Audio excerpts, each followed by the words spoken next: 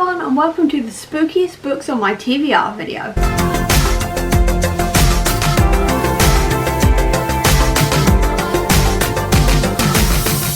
We are finally in the week of the spook and I am so happy with this because this is my favourite week of the year because it's all spooky and dark and Halloweeny and I love it. So what I thought I'd do is tell you a few of the books on my TBR that are considered spooky that I have not read yet. I'm going to start with the only Kindle book I've got on this list, which is The Bone Witch. And yes, I know I still haven't read this book. I am horrendous at this point, but I have not currently read The Bone Witch, but I really want to. I know that there is witches obviously and necromancy, and I'm pretty sure it opens with the main character raising their brother from the dead, which just sounds perfect for spooky season, quite frankly, and I really want to read this.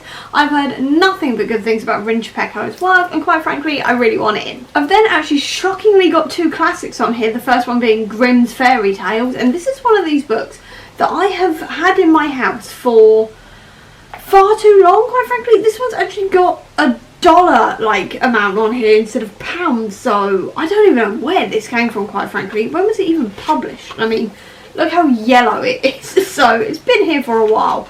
It was published in 1968. That tells you a lot. This is obviously Grimm's Fairy Tales. I love the concept of Grimm's Fairy Tales. One of my favourite films as a kid was The Brothers Grimm. I really loved that film. I love the concept of Grimm's Fairy Tales because I'm all about the gore and all the rest of it, and I really do want to read this, despite the fact that I really do not do well with classics, but I think I'll make an exception for Grimm's Fairy Tales at some point. Don't know when, but I will hopefully give an exception to it at some point. I've also got Frankenstein on this list. This was actually partially read, if I remember rightly. I did partially read this when I was in school because I was assigned it as one of my assigned readings, and then we read I don't know, a page or two, and then we never continued. And I am very nervous about this one because I have read, or at least I have watched, a lot of Frankenstein adaptations over the years. It's one of my favourite things. The only one I have read is one of the characters in the Strange Case for the Alchemist's Daughter. One of the characters is a Frankenstein, but like a Frankenstein monster essentially. That's the only one I've ever read. I've watched quite a few Frankenstein things, and quite frankly all but one of them has disappointed me. So, sorry, I just got distracted because I just had a Waterstones email to say part of my order's been shipped. Yes!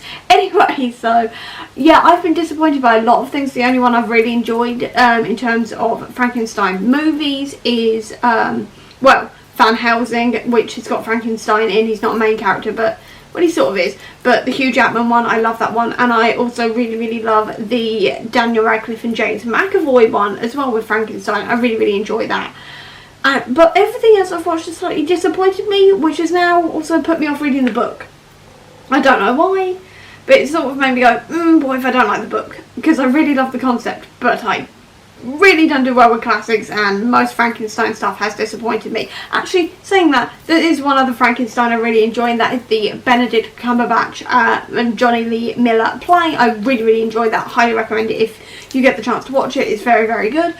But yeah, that's I probably should have read this when I watched that, but I never did. But either way, I do want to read this. I'm just very scared of it, and also the writing is very small, which also scares me, but I do want to read this eventually. Don't know when, but I do want to read it. On to more modern books now. I've also got The Devil Makes 3. This one is a new release actually, and it's a dark academia where two kids stumble upon an ancient book hidden in a secret tunnel beneath their school library, and they accidentally release a devil from the book essentially, and so now the devil is trying to manipulate things and trying to take over their lives and things like this, and it just sounds really good. I've heard so many good things, and I am here for anything with devils in and stuff like this, and I am really into dark academia at the moment. I have not read that much of it, but I am very interested in it, and I just really want to read this one because it sounds like it'll be right up my alley. I've also got the Jumbies, which I am actually hoping to read this week, funnily enough, so fingers crossed I'll actually get to it. But this one is a Caribbean-inspired sort of spooky horror thing about the Jumbies, which are, if I remember rightly, they are tricksters, and the main character thinks that they are made up by parents to frighten children, but then they end up getting, the main character ends up in a forbidden forest, and they sort of start believing that Jumbies are real, and I'm really, really interested in this one. I really want to give it a go, and I'm just really hoping I actually get a chance to read it this week, because I did promise myself that I was going to read it during spooky season. If not, I will put it on my TBR for November, because I am not finishing this year without finishing this book. It's on my list for books I want to read in 2021, and I'm not finishing this year without reading it, quite frankly, because I really, really want to read it. I've also got Only Ashes Remain, and this one is the sequel to Not Even Bones, which is one of my favourite books of the year, quite frankly, because it was amazing, because these are a series of books that I call sort of like Wednesday Addams in a book, in the sense that the main character is an actual monster and lives in a world where monsters exist, and her mother, who is also a monster, hunts down other monsters, and then they dissect them and sell them on the black market. And the main, the first book focuses on the idea that the main character gets kidnapped and taken to this market to be sold, and what happens from then on. And I so enjoyed it so much. It was weird and wonderful, and it was sort of like really creepy in places and quite gory, and it was so like brilliantly atmospheric for this time of year, and I am now desperate to read the sequel. It is a bit chunkier than the first one. It's how many pages? It is, I'm having a quick look. Well, it's actually only 426 pages, but it looks considerably longer than that. I don't know why, but either way, very, very excited to read this one, especially considering When Villains Rise also came out this year, so I really want to read this one and continue on with Nita's story, especially considering the last one left it on a big cliffhanger. I've also got Holly Black's The Coldest Girl in Cold Town, and this one is a vampire story, and it's sort of like where they live in a world where cold towns exist, and in them quarantine monsters and humans mingle in a decadently bloody mixture of predator and prey. It's an eternal party shown on 24 hours TV, 24 hours a day. Gorgeous, glamorous and deadly. The problem is, once you pass through Cold Town's gates, you can never leave. And quite frankly, that sounds awesome.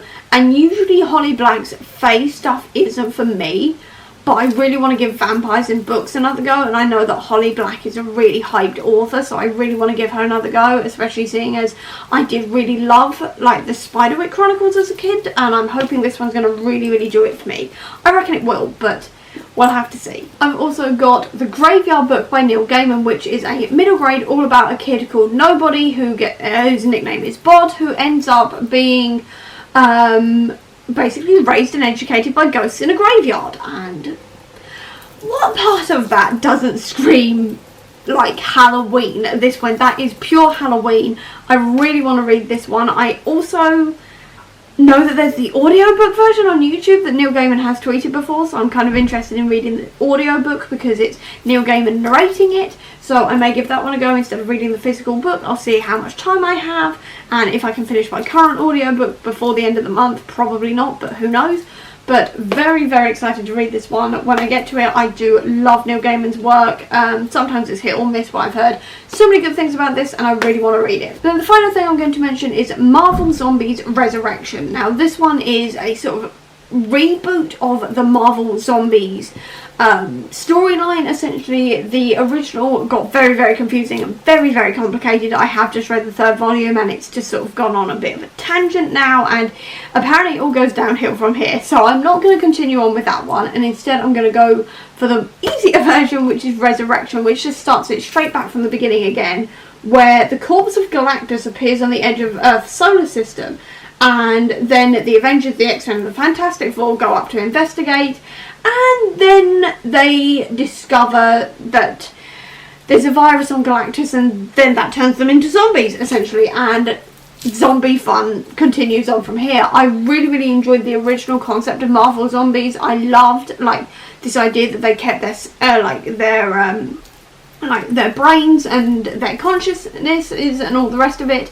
It was just the fact that they were zombies and they really wanted brains and all the rest of it. And I really love how it sort of changes things for the heroes. I love like the artwork in these ones as well, and how it all sort of works out, and how people are trying to survive against all these heroes who are now trying to eat them. Things like this. It's very, very interesting, so I cannot wait to read the Resurrection version, which just sort of takes it back to the beginning again and does a different take on the Marvel Zombies idea. And that is currently some of the spooky books on my TBR. So I hope you enjoyed this video. If you did, please do give me a thumbs up. Comment down below, tell me what some of the spooky books you have on your TBR, or if you don't have that much time, leave me a skull emoji down below to let me know that you were here. I'll also leave a link down below to all of my social media if you want to check it out, including to the Comic Book Sanctum, which is my website dedicated to Marvel Comics. And if you want to see any more of my videos, please click subscribe here, and over here will be the link to my previous video. But until next time everyone, bye!